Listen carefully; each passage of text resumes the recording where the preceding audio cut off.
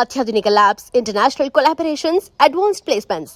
మీ dream career ని reach అవ్వడానికి మీ best choice Godavari global university.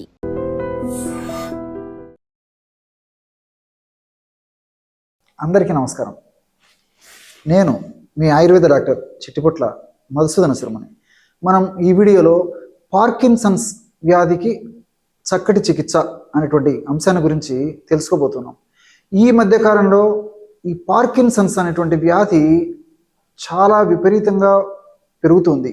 ఒక భారతదేశంలోనే కాకుండా ప్రపంచవ్యాప్తంగా కూడా గణనీయ సంఖ్యలో ఈ సమస్య పెరిగిపోతుంది. ఈ యొక్క సమస్యనే ఆయుర్వేద వైద్య విధానంలో మన మహర్షులు కంపవాతం అనేటువంటి పేరుతో చక్కగా ప్రస్తావించి చక్కటి చికిత్సా విధానాల గురించి కూడా తెలియజేయడం జరిగింది.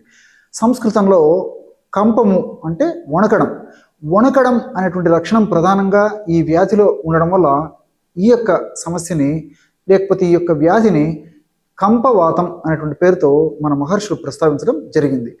మరి ఆధునికంగా ఆలోచించినట్లయితే పాశ్చాత్య ప్రముఖ వైద్యుడు పార్కిన్సన్స్ అనేటువంటి ఆయన ఈ యొక్క వ్యాధిని ఫస్ట్గా గుర్తించడం వల్ల ఆయన పేరు మీదనే పార్కిన్సన్స్ వ్యాధిగా ఈ వ్యాధికి నిర్ధారణ జరిగి ఈ యొక్క పేరుతోనే ఈ యొక్క వ్యాధి గురించి చెప్పడం, చికిత్సలు ఇవ్వడం జరుగుతుంది. అసలు ఈ పార్కిన్సన్స్ వ్యాధి లేకపోతే కంపవాతం అనేటువంటి సమస్య ఎందుకు కలుగుతుందంటే మెదడులో డోపమిన్ అనేటువంటి రసాయనిక పదార్థం ఉత్పత్తి తగ్గిపోవడం వల్ల అది సరిగా సమర్థవంతంగా పనిచేయకపోవడం వల్ల ఈ సమస్య కలుగుతుందని చెప్పేసి శాస్త్రజ్ఞులు తెలియజేయడం జరిగింది. ఈ డోపమిన్ అనేటువంటి ఈ యొక్క రసాయన పదార్థం ఉత్పత్తి ఎప్పుడైతే తగ్గిపోతుందో అది సమర్థవంతంగా పనిచేయదో ఈ కంపం అంటే దాని యొక్క ప్రభావం చేత వణకడం అనేటువంటి లక్షణం ప్రధానంగా కనిపించేటువంటి పరిస్థితి ఏర్పడుతూ ఉంటుంది. ఈ వణకడం అనేటువంటి లక్షణం ప్రధానంగా ఉండి క్రమక్రమంగా ఈ యొక్క వ్యాధి ఉధృత రూపం దాల్చేటువంటి పరిస్థితి ఏర్పడుతూ ఉంటుంది.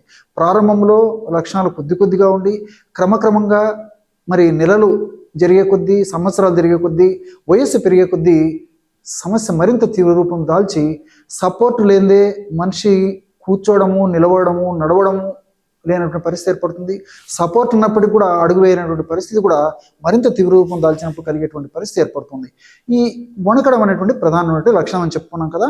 ఈ వీళ్ళలో మరి ఎలాంటి లక్షణాలు ఉంటాయంటే కుర్చీలో తేలిగ్గా కూర్చోలేరు, నిల్చోలేరు, నడవలేరు, నడిచేటప్పుడు సమన్వయం లోపిస్తుంటుంది, ఒకేసారి రెండు కదలికలు చేయలేరు, అంటే నడిచేటప్పుడు చేతులు ఊపడము ఇలాంటి పనులు చేయలేరు. అదేవిధంగా ఆహారం మింగడం క్రమక్రమంగా కష్టమైనటువంటి పరిస్థితి ఏర్పడుతుంది. చేతులు వణుకుతుంటాయి, కాళ్ళు వణుకుతుంటాయి, తల వణికేటువంటి పరిస్థితి ఏర్పడుతుంది. అదేవిధంగా ఏవైనా గ్లాసులు మరి టీ తాగేటప్పుడు కానీ కాఫీ తాగేటప్పుడు ఇలాంటి గ్లాసులు పట్టుకున్నప్పుడు చేతులు వణికేటువంటి పరిస్థితి ఏర్పడుతుంది. ఆహార పదార్థాలు ఏదైనా తీసుకోవాలన్నా ఇబ్బంది పడుతుంటారు. ఇట్లా వివిధ రకాలైన లక్షణాలు ఉంటూ ఉంటాయి. అదేవిధంగా నిద్రలో అస్తవ్యస్తత ఏర్పడుతుంది. కొంతమంది పగటిపూట నిద్రపోయి రాత్రిపూట మేలుకునేటువంటి పరిస్థితి ఏర్పడుతుంది. క్రమక్రమంగా జ్ఞాపకశక్తి తగ్గేటువంటి పరిస్థితి ఏర్పడుతుంది. ఆహారం నవలడం కష్టంగా ఉంటుంది, మింగడం కష్టంగా ఉంటుంది. అదేవిధంగా కళ్ళు ఆర్చడము, అదేవిధంగా కళ్ళు ముయ్యడము, తెరవడం కష్టంగా ఉంటుంది. ఇలా ప్రతిదీ కండరాలకు సంబంధించినటువంటి, నరాలకు సంబంధించినటువంటి, మెదడుకు సంబంధించినటువంటి సమన్వయ లోపం చేత ఈ కోఆర్డినేషన్ అంటారు అనమాట. ఈ సమన్వయ లోపం చేత ఇలాంటి లక్షణాలన్నీ కూడా ఈ పార్కిన్సన్స్ వ్యాధిలో కలుగుతూ ఉంటాయి. ఈ యొక్క సమస్య ప్రపంచవ్యాప్తంగా విపరీతంగా పెరిగిపోతుంది కదా. దీనికోసం అని చెప్పేసి మరి ప్రపంచవ్యాప్తంగా కూడా విపరీతంగా పరిశోధనలు కూడా చేస్తున్నారు అనమాట. కానీ గత కాలంతో పోలిస్తే ఈ రోజుల్లో మరి అనేక రకాలైనటువంటి ఔషధాలు శాస్త్రజ్ఞుల సమిష్టి కృషి ఫలితంగా, నిర్విరామ కృషి ఫలితంగా అనేక రకాలైనటువంటి ఔషధాలు ఈరోజు మనకు శాస్త్రజ్ఞుల కృషి ఫలితంగా అందుబాటులో ఉన్నప్పటికీ కొంతవరకు మాత్రము సత్ఫలితాలు ఇవ్వగలిగితే మరి చాలా వరకు ఇంకా మనకు ఎన్నో పరిశోధనలు జరగవలసినటువంటి అవసరం ఎంతైనా ఉందని చెప్పేసి కూడా మనకు ఈ యొక్క పరిశోధన ద్వారా తెలుస్తుంది అనమాట.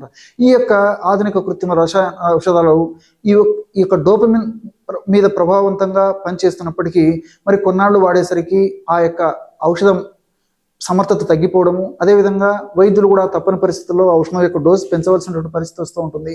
అట్లే దీనికి సంబంధించి మరొక ఔషధాన్ని తోడు చేయాల్సినటువంటి పరిస్థితి ఏర్పడుతుంది. వీటన్నిటికి తోడు మరి ఇలాంటి ఔషధాలు వాడుకోవడం వల్ల సైడ్ ఎఫెక్ట్స్ వచ్చేటువంటి పరిస్థితి ఏర్పడుతుంది. మరి ఇలాంటివన్నీ కూడా ఇబ్బందులు కూడా అధిగమించేందుకు మనం ఒక చక్కటి ప్రణాళికను ఏర్పాటు చేసుకొని వైద్యులు సూచించినటువంటి మందులను వాడుకుంటూ కూడా ఇప్పుడు మనం చెప్పుకోబోయేటువంటి ఔషధం వాడుకోవడం వల్ల ఫలితాలు చాలా సమర్థవంతంగా అద్భుతంగా ఉండేటువంటి పరిస్థితి ఏర్పడి వ్యాధి యొక్క పురోభివృద్ధి త్వరగా జరగకుండా ఉన్నటువంటి లక్షణాలు చాలా త్వరగా పెరగకుండా చక్కటి ప్రశాంతమైనటువంటి మరి జీవనం గడిపేందుకు అవకాశం ఏర్పడుతుంది. ఈ యొక్క ఔషధాన్ని ఎలా తయారు చేసుకోవాలంటే అశ్వగంధ చూర్ణం 50 గ్రాములు, సరస్వతాకు చూర్ణం 25 గ్రాములు, వచ్చ చూర్ణం 25 గ్రాములు, జటామాంస చూర్ణం 25 గ్రాములు తీసుకోవాలి. మళ్ళీ ఒకసారి చెప్తాను చూడండి. ఔషధం ఎలా తయారు చేసుకోవాలంటే అశ్వగంధ చూర్ణం 50 గ్రాములు, సరస్వతి ఆకు చూర్ణం 25 గ్రాములు, వచ్చ చూర్ణం 25 గ్రాములు, జటామాంస చూర్ణం 25 గ్రాములు. ఈ 4 చూర్ణాలు కూడా మనకు ఆయుర్వేద ఔషధ విక్రయశాలలో పచారి కొట్టలో దొరుకుతాయి.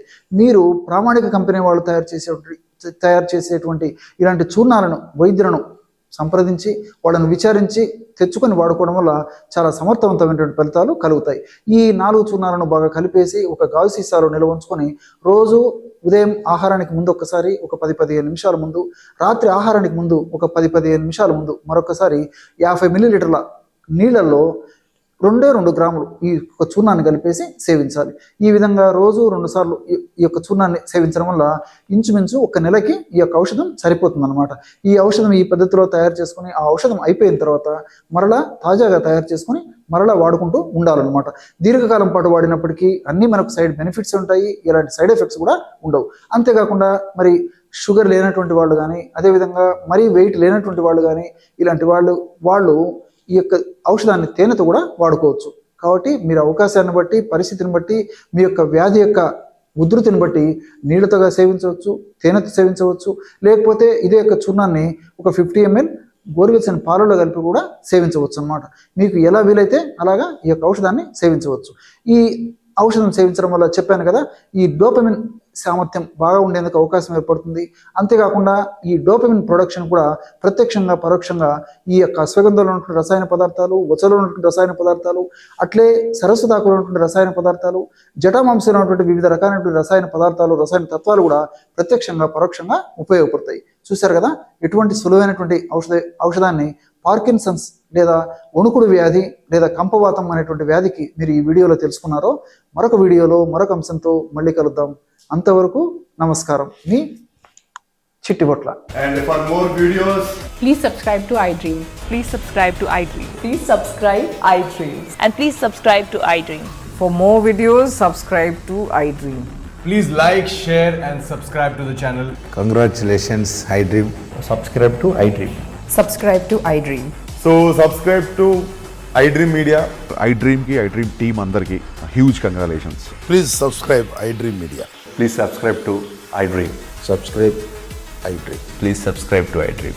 iDream అంటే నా కళల ఛానల్ సబ్స్క్రైబ్ చేసుకున్న నోరు తిరుగుతలేదు, మీరైతే గంట గుర్తు కొట్టండి. For more such videos, please subscribe to iDream.